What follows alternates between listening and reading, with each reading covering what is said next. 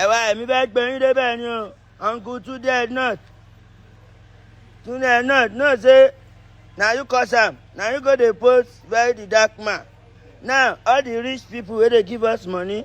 you don call them out, you don spoil their business. Now even very dark man fight you wey you help am. Tunde not ẹ̀gbọ́n ẹ pé bàbá yẹn ó ń bẹ́ ó máa gbé gẹ̀ẹ́sì ẹ wá o igi máa ya ògo insurance go tiẹ̀ o mo gbé yín débẹ̀ ni o tó bá fèmí àti ẹ̀ lẹ̀ tá bá jà ọmọ ìyá mi ó máa wó o babaláwo lè mi o ọmọ ìyá mi ṣé ṣàṣògbó ṣá wọ́n fèmí àti ṣàṣògbó ṣá lè àjà ó jẹ́ gbàgbàgbà no be film trick o ẹ wá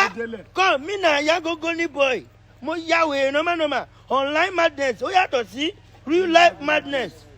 Real life problem ó dẹ̀ yàtọ̀ sí online problem mo gbé yín débẹ̀ ni o I catch reaper mo mú rí.